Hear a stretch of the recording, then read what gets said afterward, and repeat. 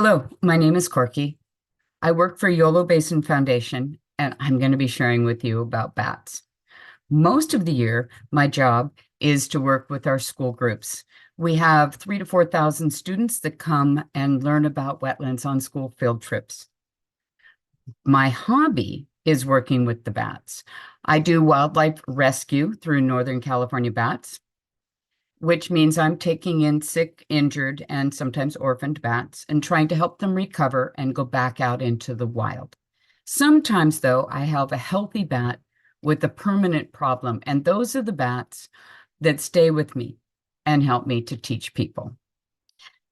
So let's now talk about bats. 3 of our local native species here are the big brown bat, the Mexican free-tailed bat, and the pallid bat. And you will hear me talking more about them as the presentation goes on. So let's start with bats in general. So what do you think? Related to the mice? They kind of look like flying mice. Well, how about us? Humans related to the rodents? Well, I don't know about you, but I don't think of myself as very close cousin to a mouse, and neither are the bats. We think the bats actually are more closely related to animals on this branch of the tree of current life. So these are mammals on our planet, and if you follow the trunk up and you go across, you can find the bat. If you leave that and you take a right-hand turn, you come over here and you find the rodents, like the rat. Interestingly, if you stay on this same branch, going a little higher, you find us. Back over on the branch with the bats are the carnivores and the hedgehogs and shrews, and a variety of other animals, but not the rodents. I like to call bats itty-bitty flying kitties. Now, bats are mammals, and as mammals, they do have some things in common with us, including not having hollow bones.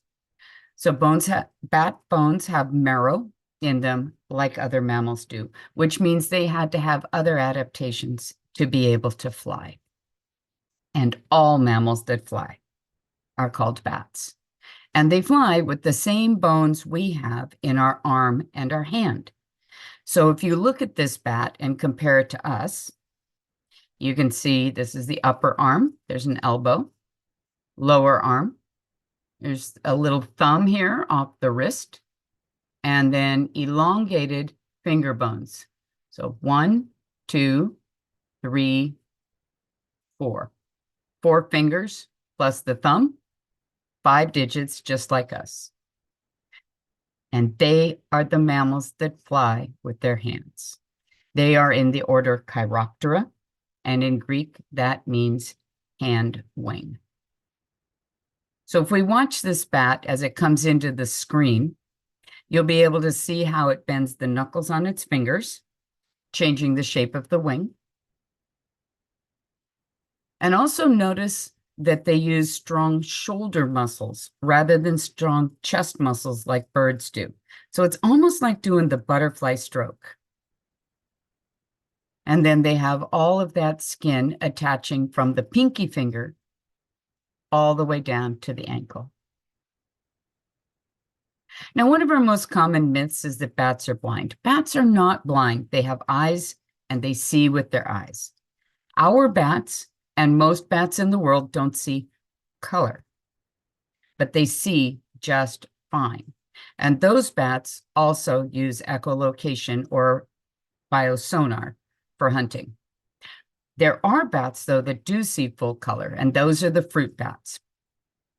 Fruit bats are tropical animals hunting for fruit. They need to know when the fruit is ripe, so they actually can see into the ultraviolet, seeing colors that we do not. But again, most bats, black, white, gray, maybe some green. but they absolutely can see. They need vision in order to be able to see where they're going, to navigate, to watch out for predators. But to find that insect, sonar or echolocation. And those are very high frequency sounds, well out of the human hearing range. The top of the human hearing range is considered to be about 20 kilohertz. I don't hear 15 anymore. I like to do a little test to see how well you can hear and to see how over time or over our age, we do lose that high frequency hearing. In reality, though, even the young kids are not going to hear the echolocation calls of the various species of bat. Many of our bats echolocate around 30 kilohertz. There are others at 40, 60, and even 100. So we're going to listen to this little California myotis doing a feeding call. And what you may notice is it starts out a little slow, bing, bing, bing, and then as the bat gets faster, as the bat gets closer, the sounds get faster, bing, bing, bing, bing, and then very fast, bing, bing, bing, bing. The reality is all of it's fast, but you might be able to tell when the feeding buzz happens.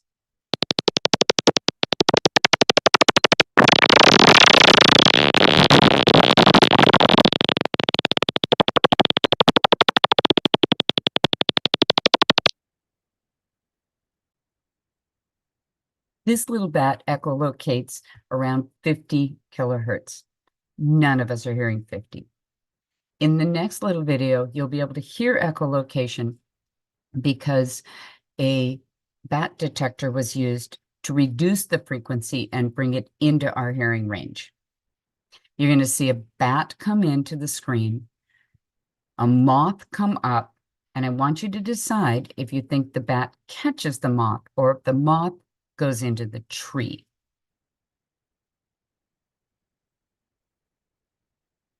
There's the bat, there's the moth, that's the moth. It didn't catch it.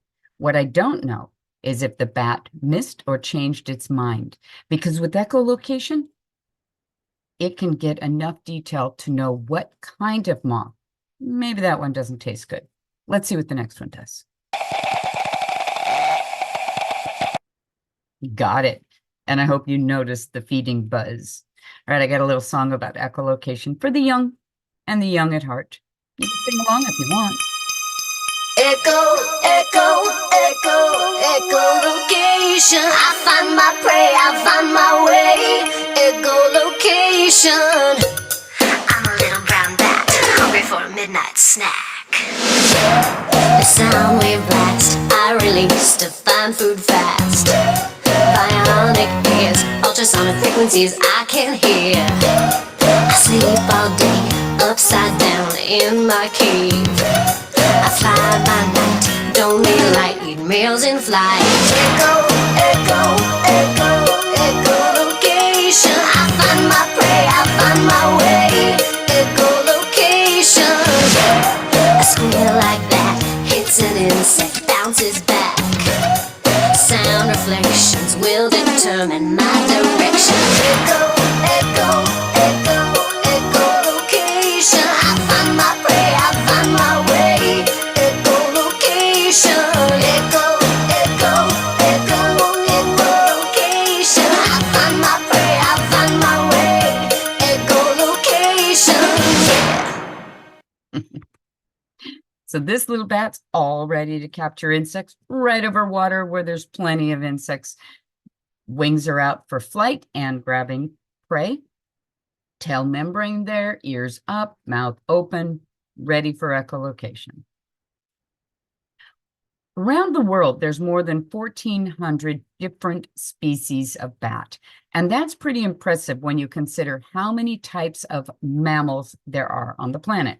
So there's around 6,400 different kinds of mammals. And apparently it's a really good adaptation to have your 2 front teeth grow all your life, because that's the rodents. And there's a lot of types of rodents out there, all the different kinds of mice and rats and squirrels and beavers and capybaras and guinea pigs, hamsters, gophers, all those guys. But the next big group of mammals are the mammals that can fly, the bats. We have 47 species in the United States, 26 in California, and 17 in the northern part of the state. Bats live on every continent except Antarctica. All over the world, if there are insects, there are bats eating those insects. And then when you get closer to those tropical areas near the equator, that's where you start to find more diversity in everything. So that's where you'll see some eating insects, but other ones that are eating fruit, some that are taking nectar and pollinating, a handful that eat meat, and the vampire bats of Central and South America. So let's start with those vampires. Vampire bats are real. They live, again, in Central and South America. No vampire bats in the United States, and none where Dracula stories come from. There are 3 species of vampire bat. 2 of them mainly take blood from birds, so we rarely hear about those ones, the hairy-legged vampire bat and the white-winged vampire bat. We're hearing mostly about the common vampire bat, which takes blood from mammals, often large mammals in tropical areas of Central and South America. But, we've changed the rainforest a lot, and there's a lot of ranching now in those areas. And so instead of looking for the native species, they often will go for the cows, horses, pigs, sheep, things like that. They are pretty cool animals, if you can kind of get over that blood thing. They are one of the few types of mammals in the world that will adopt a non-related infant. They also are one of the few where an adult will feed a non-related adult. Also, they have an anesthetic and an anticoagulant in their saliva, so they can numb the area, and they can also keep that blood flowing. And there are researchers who are studying that, because that anticoagulant is better than anything we currently have for stroke victims. The meat eaters. Again, there aren't a lot of bats worldwide that eat meat, but the ones that do are kind of interesting. So top left, that's a fishing bat. It echolocates, flies right over the top of the water. The fin of the fish breaks the surface, and that bat snags the fish right out of the water with very long, sharp claws. And then in the lower right-hand corner, that is a frog-eating bat. And if you're a frog-eating bat and you live in the tropics, you better know the species of frog. So that bat learns the songs of the frogs. And sorry, guys, hate to break it to you, but it is the male frogs that sing. When they sing for their girlfriend, sometimes they get eaten.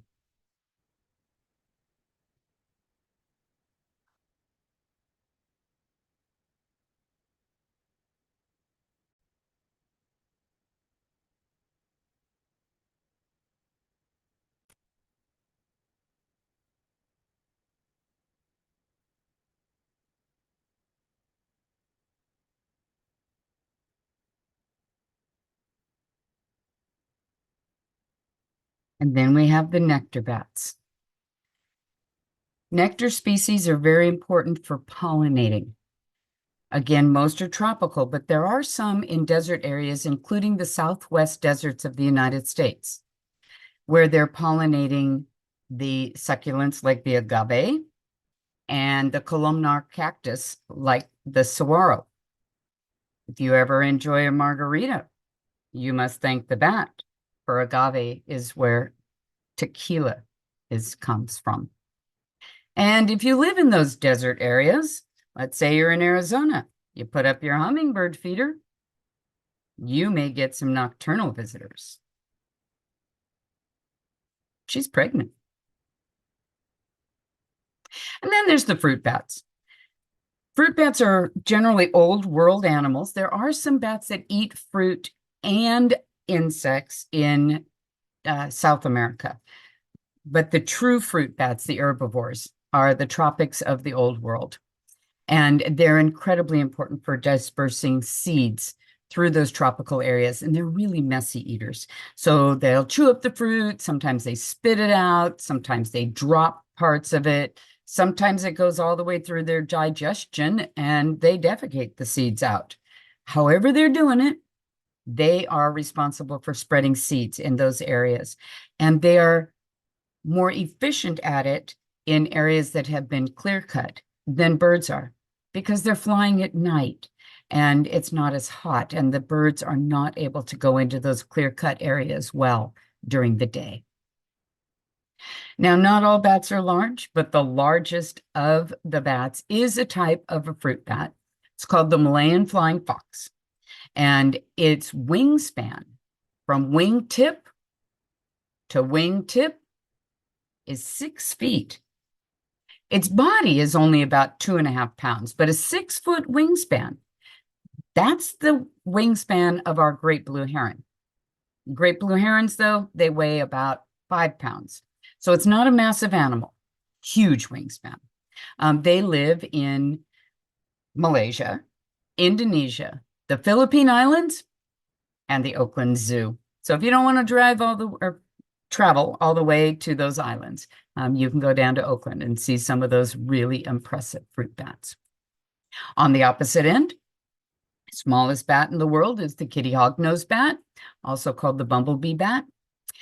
They are the smallest bat and probably the smallest mammal in the world. They live in Thailand. And if we zoom in here, we can see that they have a pretty limited range in Thailand.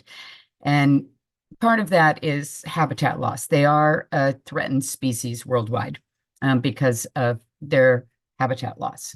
Little bats eat little insects. So these guys are out there eating the gnats, the midge, the mosquito, and all of those little invertebrates. And here in the US, we have our largest and smallest also. So our biggest is the mastiff bat. And this big boy, when he came into wildlife rescue, he weighed only 54 grams. But now, after being in care for quite a while, he's weighing in closer to 80. Much healthier bat. This little one here, she's a canyon bat. Canyon bat is our smallest, and look, she's not much bigger than his head. You might have noticed the tail on the mastiff bat. A mastiff bat is a free-tailed bat, but if you compare it to our Mexican free-tailed bats from around here, our Mexican free-tailed bats weigh 10 to 12 grams. And again, this guy is going to be closer to around 60 to 80 grams. And the rest of the bats, including all of our bats, are out there eating insects and sometimes other invertebrates, including that scorpion. And here's a little video of how bats can catch moth in flight. So notice the hand wing. That bat grabs that insect out of the air with its wing, drops it into the tail membrane or the skin between the legs, and that kind of wraps up into a ball. So if you're ever wondering why they're kind of erratic out there, all about capturing prey. I'm amazed they don't fall out of the sky. This is a red bat. We have red bats here, and that's a full flip. And then the wing of the moth fell off to the side because there's not much food in a wing. This is a bat from Europe that eats spiders. And watch how it can fly forward and backwards, grabs with its feet and gets out of the way of the web. This insect on the end of this string here is a tiger moth. And this is research at the University of Colorado, where they study bats and how they capture prey and flight. What I like about this photo is how well you can see the tail. Often people don't realize bats have tails. They have tails. So there's the tail, legs, and all that skin. And I like to call that the catcher's mitt, because of course they use it to capture the prey. And in the research project, they were trying to figure out why tiger moth get away.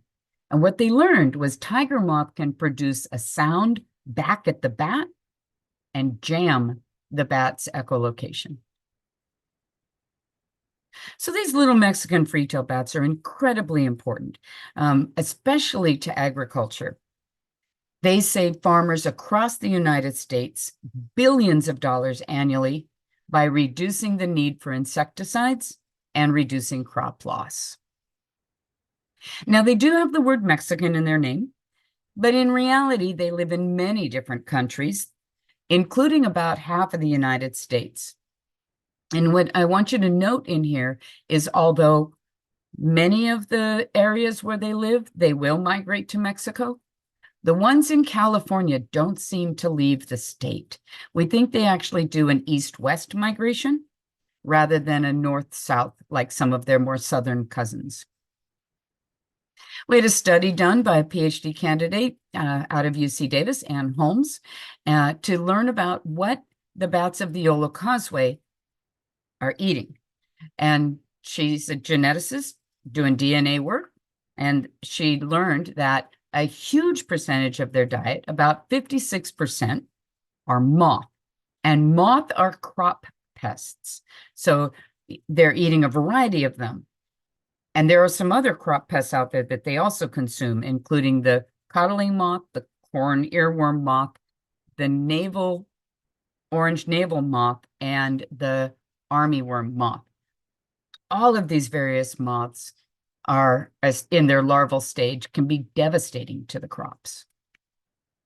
And then about 30% are in the order of the insects that fall into the flies, and that includes mosquitoes, midge, and true flies, although they aren't eating house flies because, of course, house flies are out during the day, not the night.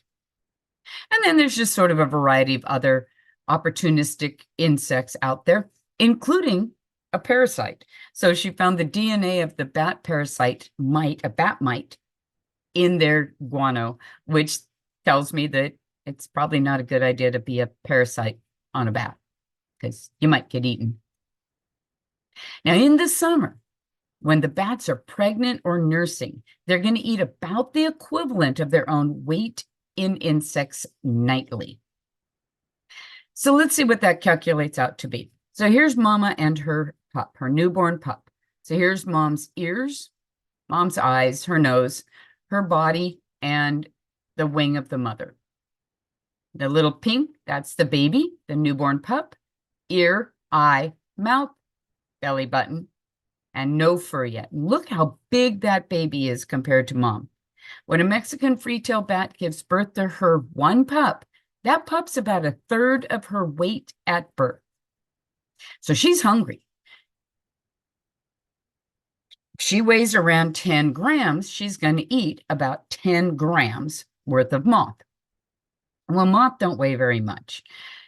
So that means that one bat in one night is going to eat somewhere between 50 and 100 moth. If she's eating mosquitoes, she's eating even more. But of course, not all those moths are going to lay eggs. So let's say 20 of them. 20 of the moths were going to lay eggs.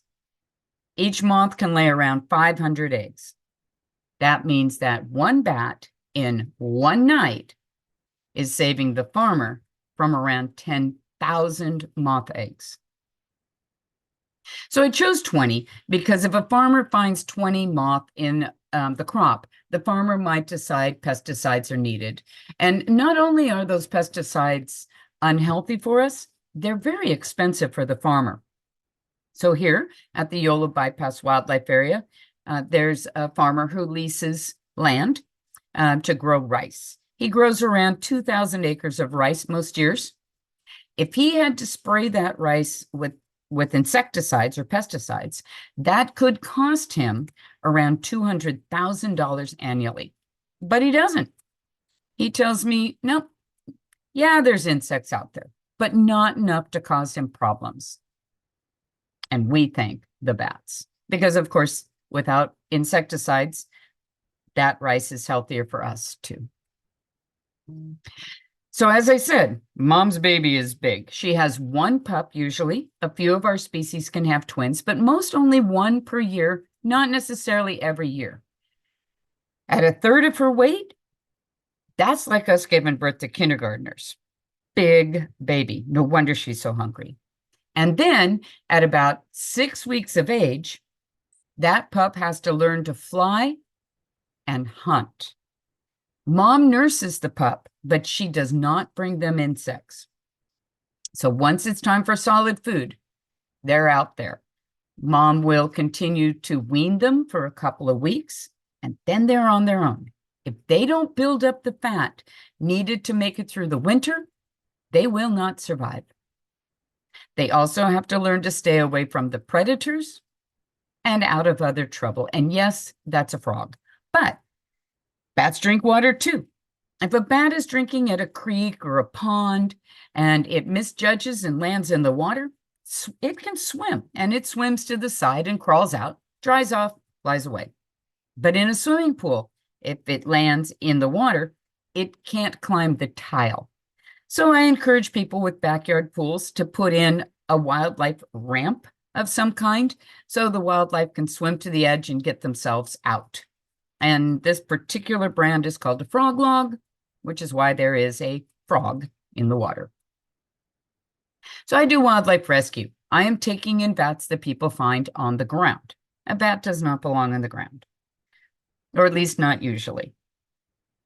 Usually if it's on the ground, it's either sick, could be injured or hurt, and in the summer, it could be a baby bat that lost its mom. If you don't touch it, it won't hurt you. If you don't touch it, it won't fly at you and attack you. It might fly near you to get a bug, but it's not after you. And if you don't touch it, even if the animal is on the ground because it's sick, there's no disease you can get by being near it. But if you pick it up, it will be scared and it may bite. And if it's sick, that's how disease gets spread. So, number one, don't, right? Don't handle any wild animal. But we do need it contained. So we need it put in a box or some other container because we can't help a bat that we can't find. Call wildlife rescue. You'll get somebody like me and we'll try to figure out how to get help for the bat. If the bat needs to be moved, one should wear gloves and use some kind of a tool to contain the animal. And the concern, of course, is the possibility of rabies. Most bats are not sick with rabies, but they're mammals, so they can, of course, contract it. Worldwide, dogs are the biggest issue for passing rabies on to humans.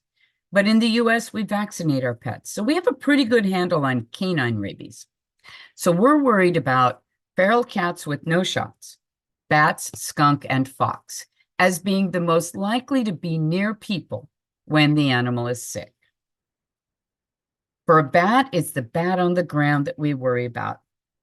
90% are not sick, but 1 in 10 of a deadly disease. It's important we protect ourselves. Again, if you do not handle the bat, you are not exposing yourself to rabies, even if the bat is sick. We worry about what wildlife might pass to us, but we also need to keep in mind what we spread to them. And in the case of white nose syndrome, we are devastating the bats across the United States and other parts of North America with this cold-loving fungus. It first showed up in New York State. It's native to Eurasia, so somebody probably went hiking in a cave in Europe or Asia, got the fungus spores in their boots or something, ended up here in this recreational cave. Each year, it's continuing to spread. Bats move it as they go on their migrations between the summer and the winter, and humans move it as we go in and out of their caves. When it gets into caves with the little hibernating bats, 50 to 99% die. We are losing our bats, certain species, in huge numbers in the eastern part of the US. Little brown bat and northern long-eared bat have been absolutely devastated. And then there's California. And you may be wondering why we have these open circles in California rather than closed, shaded in counties like most of the rest of the US. And that's because this is a soil fungus, and the DNA of that fungus has now been found in 4 counties in our state. But so far, we have not seen bats affected by the fungus. We don't know if that means it's just a matter of time and it hasn't been here that long, or maybe our climate is different enough that our bats don't hibernate near as long as they do in the East. So maybe their survival rate will be better. We just don't know. So coming back to the bypass, I always wonder if that trucker had any idea he was driving over the roof of 250,000 bats. And they live in the little crevices, the expansion joints, which was an accidental construction method when this bridge was built. And then the bats moved in. And they get in there nice and snug, and they sleep and keep each other warm all day long. And then at night, they come out. Now, we've been doing a count on this bridge on the west span, not the whole bridge, but just the west end, to learn a little bit more about their movements. And we've learned that they don't disperse evenly through the bridge. They have their favorite places. They really like the edges near the levees. And then there's this big chunk in the middle, and that lines up with the eucalyptus trees to the north side. So we're wondering if maybe the north side eucalyptus are buffering the winds or keeping the temperatures more stable in some kind of way, but we don't actually know. Here is a GIF by another researcher. Brian Lee is a researcher out of UC Santa Barbara studying swarming behaviors using weather radar. And so he sent me this GIF of the bats coming out of some of the various local bridges. The top one, the big one, is us. That's the Yolo Causeway. And the lower large one are the bridge at Franklin Boulevard going over the McClelamy, very close to Cosumnes River Preserve. But ours, if you're looking at the distance, that's about 30 miles for those bats to be flying. So a lot of them stay close, but many disperse in a short amount of time. They don't all exit the bridge from the same place. So these little X's show you some of the various locations that the bats like to come out when they live throughout the bridge. So the eucalyptus actually are right around here, but the bats will fly under the bridge to the spots where they like to exit. So our largest exits normally are close to the west end. And this one here at this other levee before the land bridge is also often a nice spot to watch, although it's hard to see because you can't be there at sunset. And there's another smaller one on the other side of the land bridge. And then there's also bats that fly out near the tow drain closer to West Sacramento. Used to be, this was the large grouping of bats, but over the last 5 to 7 years or so, they've been working their way down the bridge, and now the bulk of them seem to exit at the west end. And we're not sure why. We have some ideas, but we really don't know for sure. We're going to do an auto tour of part of the upper part of the Yolo Bypass Wildlife Area auto tour route. So we're over in the headquarters building. We'll go down the frontage road. We'll go over the levee and into the wildlife area. We'll pass through part of the restored wetlands. We'll travel through the rice, and then we'll come back up and get ourselves in position to watch the bats. And as we go along, I'll share about the wildlife area, how it became a wildlife area, and some of the things that we're seeing as we drive. We will pass out walkie-talkies as you're exiting the building. So be sure to get your walkie-talkie so that you can hear the auto tour. The volume is the dial at the top. And then there is a little bar on the side that is the push to talk button. Mostly you'll be listening to the the discussion of what we're looking at, but you might have a question, and so I want you to know where that button is. So again, we're going to come up, and then we're going to park in parking lot A and walk over to the viewing location. The lead car has supplies, and so the lead car actually will park over here closer to where we're going to watch the bats. And if we have any guests that have mobility issues, you are welcome to come and park over where the lead car parks. There's room for maybe 2 or 3 additional cars over there, but not for everybody. So I'm hoping the majority of you will park over in parking lot A and then just walk this little short distance to get yourself in position. And I'll share a little more about the bats, and we'll also have some t-shirts and other merchandise and things to look at. So maybe you are enjoying the presentation with Yolo Basin Foundation, want to know what else we do. We have our monthly newsletter and nature notes, which also comes out monthly. You are not automatically signed up on our newsletter by participating in a Bat Talk and Tour program. So if you're interested in that, you do need to separately sign up for the newsletter and the nature notes. We have our Friends program. Friends of Yolo Basin are financial supporters that help us to have the programs that don't pay for themselves. Like, for example, the school program, where we're bringing out several thousand children each year. We do tours, mostly birding tours, of the Yolo Bypass Wildlife Area and the Davis Wetlands, and lots of opportunities to volunteer. So I'm hoping this is not the only time that you join us. Maybe you'd love to learn to share about wetlands with others, and we'd love to have you on our team. So we're going to meet our 3 species of bat. We have a variety of species locally, but I will be sharing with you 3 of them. This is our Mexican free-tailed bat. This is the star of the show.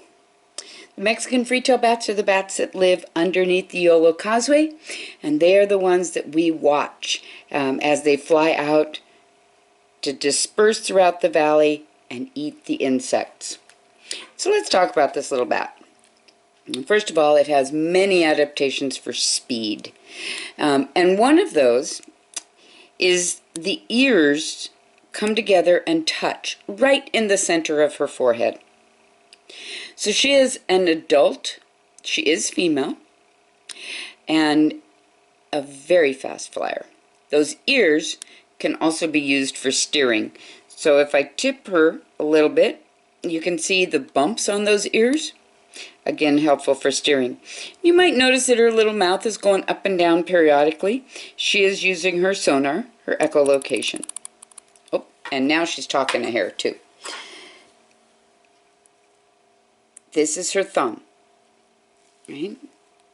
Thumb on each side. You can see she has a fairly sharp little nail. She can use these thumbs for climbing, crawling, hanging. They can hang by their thumbs, although most of the time they do hang by their feet. So if that's the thumb, then the wing is down the side of the body. And she has a long wing.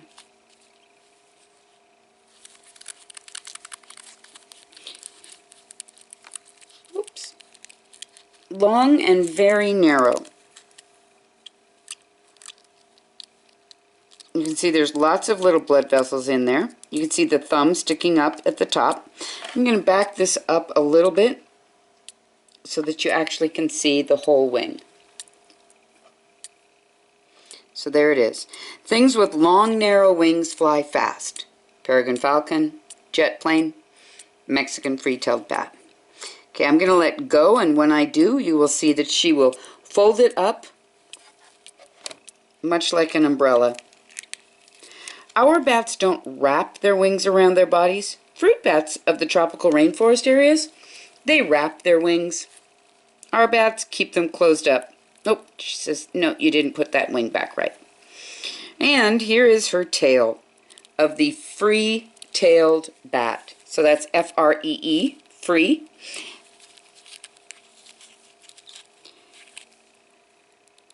She has skin, her tail membrane, but most of our bats, that skin goes from the ankle to the tip of the tail and back around to the other ankle, forming that large pouch, which I like to call the catcher's mitt.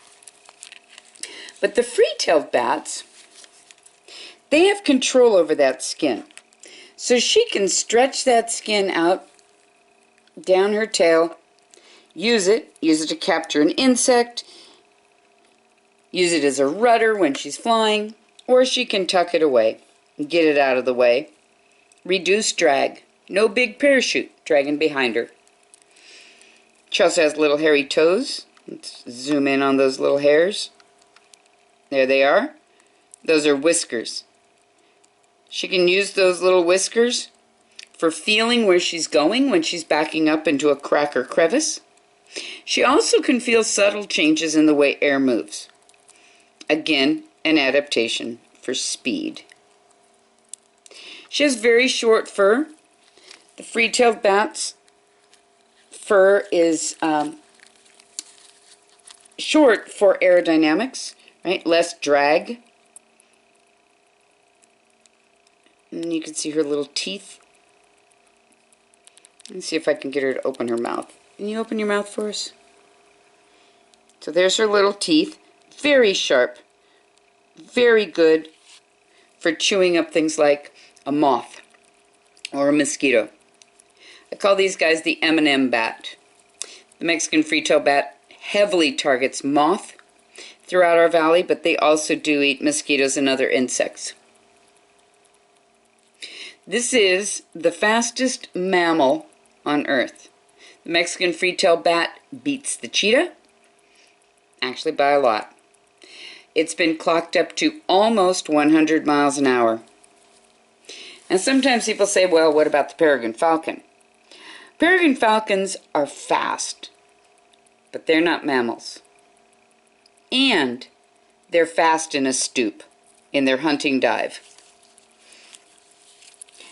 Straight leveled flight, the Mexican free-tailed bat is going to be faster.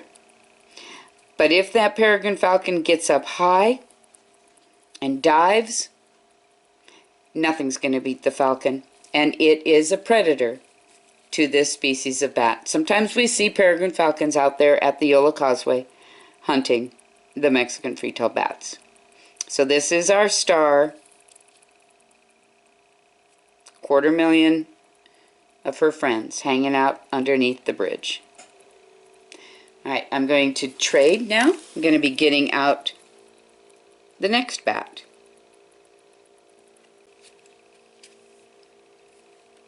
This next bat is called the big brown bat. Big brown bats also live here, and we do see some big brown bats underneath the Yolo Causeway, hanging out with the little free-tails. You can see that she has longer fur, and her ears don't touch right in the center of her forehead like the free-tails. Not as fast a species, but not slow. The big brown bats might go maybe 40 miles an hour. And they have a longer, broader wing. Back it up. And with that broader wing, the big brown bat is able to cut corners better. These guys often will fly around trees.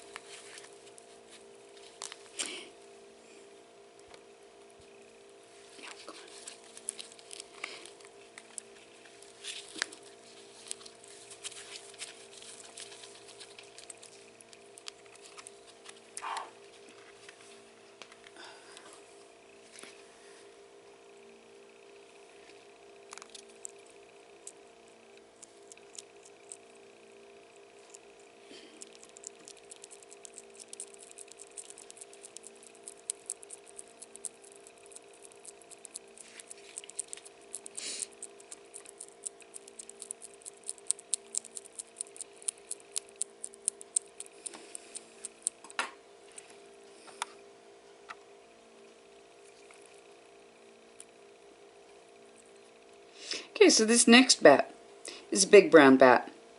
Big brown bats also live underneath the Yolo Causeway, although not in the quantity of the Mexican free-tailed bats. They are a little bit bigger in size, and you might notice as she's opening and closing her mouth that her teeth are quite a bit bigger. Big brown bats eat a lot of beetles. They also eat moth and termite and other insects. And very fluffy. You can see how much longer her fur is. Big brown bats live all over North America. They're in 49 of the 50 U.S. states, the exception being Hawaii. It's just a little too far for a big brown bat to fly across the ocean to get to Hawaii. But they are in Alaska, they are in Canada, and so they can deal with cold. They're also in Texas and Mexico and the Sacramento Valley. So they can deal with heat, they can deal with humidity, they can deal with dry. They're up in Tahoe, they can deal with the cold, they can deal with high elevations. They're here in the valley, very versatile. If they live where it snows, they're capable of true hibernation. Although here, they don't need to do that. They'll just go in and out of torpor. They can slow down their body, slow down their pulse, but not go completely into true hibernation when they live here. Big brown bats have a much broader wing, and that means that they can cut corners better. They can fly in closer to the plants, they can make turns, where the Mexican free-tailed bat with the long, narrow wings flies more often in open space. And then you can see her tail. She has all that skin around her tail. So let's see. Her tail is right in the center, right there. And then the tail membrane. And her feet are over on the sides. The big catcher's mitt. Now when she lives in captivity, which this bat does, I trained them to eat mealworms. And mealworms are the larvae of a beetle. And the bats tend to like them once they learn about them. So here's a mealworm. And, oh, you can see how much she does enjoy that little insect. She would never eat a mealworm in the wild. She wouldn't find them. She would eat the flying insects. But once they learn about mealworms, they do find them quite yummy. Big brown bats actually can glean as well, which means they can pick insects off of plants. Again, different from that Mexican free-tailed bat.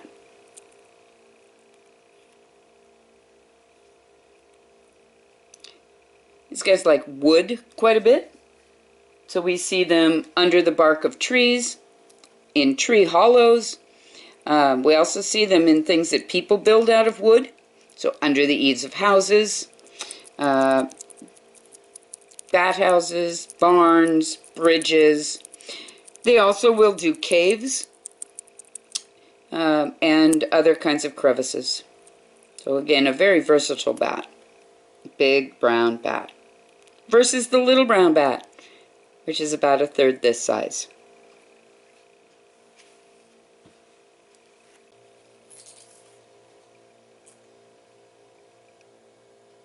Third species of bat I want to show you is the pallid bat. Again, another native to our area. Pallid bats are a western species, so we tend to see them mostly this side of the Rockies. And notice how much lighter their fur is in color. They're camouflaged to grasslands, and also they're found in deserts, so desert sand. Usually, though, what people notice are the ears. Look at those really big ears. And often people think, well, bats with really big ears must have better echolocation. But actually, bats with really big ears either echolocate less often or more quietly. Some insects can hear or feel the vibrations of echolocation. And in the case of the pallid bat, many of their favorite foods live on the ground. So pallid bats will fly low and fly slow, and they are looking for things like grasshoppers, potato bugs, crickets. They can also eat scorpion and centipede and large beetles. Low and slow, listen with these big ears, find the invertebrate, land on it, eat it there, or jump up, carry it away someplace where they're a little bit safer. Pallid bats have musk glands on their cheeks, and so they can put out a mild skunk odor as one way to convince a predator to leave them be. They do have a large tail membrane as well, no free tail. So again, you can see the tail down the center, and then the legs on the side, and that large tail membrane. Pallids also have very broad wings. And with that big, broad wing, this species of bat can jump easily from the ground with a large invertebrate in its mouth and carry it away. So where most of our bats do better if they can drop to fly, pallids easily take off from the ground.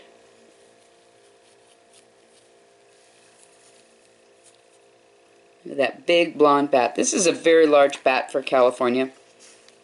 She weighs almost an ounce.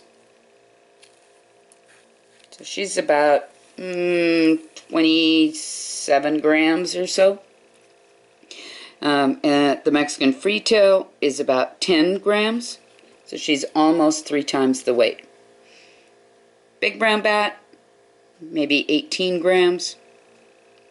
So again, quite a bit larger. The pallid bat is a big bat for us.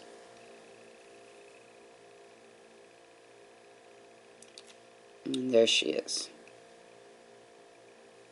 She also has quite large eyes. Thank you for joining us, learning a little bit about bats, meeting some of our native local species that live here in the Yolo Bypass Wildlife Area. Okay, so now we've learned about the bats. We're going to get ourselves ready to go out in the wildlife area. There are some things to note before we leave the building. Number one, and probably most important, there is no restroom where we are going. There is one, however, in the building. So you may want to use the bathroom before we take off. We will be driving on gravel roads of the Yolo Bypass Wildlife Area. They're not bad roads, but they are gravel roads. We will not be going off of the auto tour route. We do ask, please, that you stay together closely so that not only will you know where we're going when we make turns, but also so that the people in the back still have the best of the walkie-talkies. We, of course, are going out to watch the bats, and the bats are coming out to eat the bugs. We will bring out insect repellent. You are welcome to use it. Often, I don't have a problem with the mosquitoes out there, but it does vary from night to night. The other thing to note is we do have an insect called the Sacramento Valley black gnat, and it lives in the soil. It's not always out, but if it is, if you have sandals, you're going to want to spray your feet because they bite. And I'd rather be bit by a mosquito than by a Sacramento Valley black gnat. Those of you who have kids, please keep an eye on your kids. We will be close to an irrigation ditch, and we don't want anybody swimming tonight. Also, please encourage them to be respectful, and we will not be going underneath the causeway for the protection of the bats. Again, we will be parking in that parking lot A, and walking over. Please bring your walkie-talkie with you, and we will collect the walkie-talkies where we are watching the bats. All right, so let's get ourselves together, get ready to go out and watch those bats. Thanks for joining us.